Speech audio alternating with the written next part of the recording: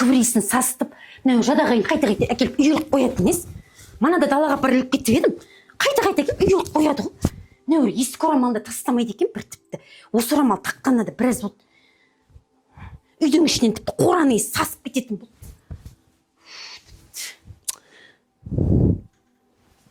Апарып сыртқа айтып тастамасам.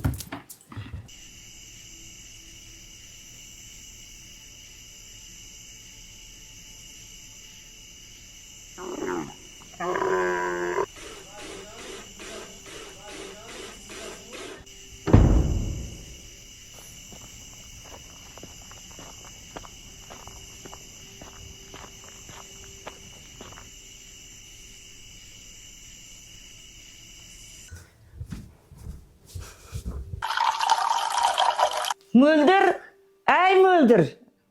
Құлақтарына бірдеме тығып алады да естілмейді. Мөлдір, әй мөлдір. Ай мөлдір. Мөлдір, құлақтарына бірдеме тығып алады да естілмейді. Ене, шошып жібердіңіз ғой, құрсын, не болды? Өлең тыңдап жүрем, даусыңызды естімей алып қой, не айтайын деп едіңіз, енді сүт түсіп жатыр едім. Мен жаңа ғана қорадағы түйеш жем-жемей тұр деп едім ғой, шөлемес пе, сол едім ба? Ене, сол қораға дейтін барып күнде мен ғой барып жүрген. Оның шөлі қайсы, тоғы қайсы, мен білем ғой, жаңа ғана жайлап келдім сол қорадағы малды. Маған десе аш тұрса мейлі, сендерге болсын деп айтам. Сол малдың маған да керегі жоқ. Шынымды айтсам, ауылда тұрғым да келіп жүрген шамалы.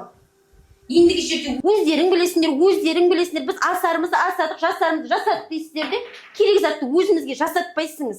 Мал түгіл ана күбірей сасыған кендерде де көргім келіп жүрген жоқ. Иә, бұлардың әдеті шететін.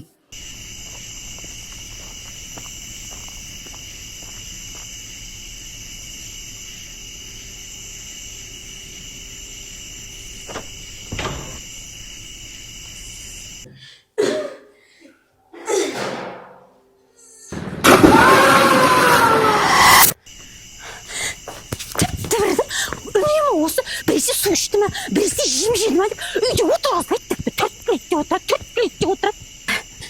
Қожайын қаланың әйелдері қолдарын апарып маникюрге салады, біздің қолымыз оса мынау күс-күс шуаши сасып. Мә, айтса айтқандай, астауда дым жоқ екен ғой. Құдықтан барып бір-екі су алып келмесем. Бұл келін болып түскеніне 11 жыл болды, 3 балалы болды. Тұрақты болып қалама деп ойлап едім. Тұрақты болмақ. Бұл ойын маған бүгін ашық айтты, қалаға кеткісі келіп жүр екен ғой.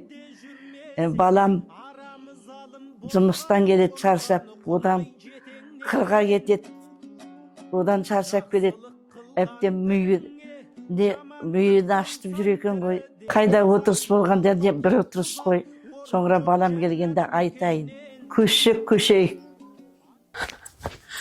Құдай, құдықтың аузын жаппай кетіппін ау. Игілік! Ене! Игілік, кішкене күшіртісіне әженің орамалын ала қойшы, Икош! Игілік, балам, ұстадың ба, Икош! Ұстай қойшаның кішкене күшіртің, ене!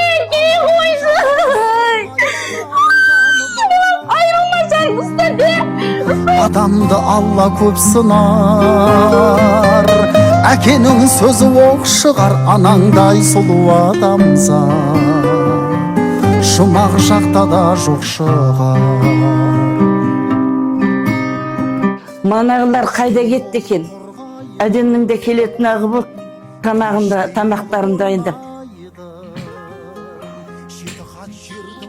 Ойбай, өсектей болды.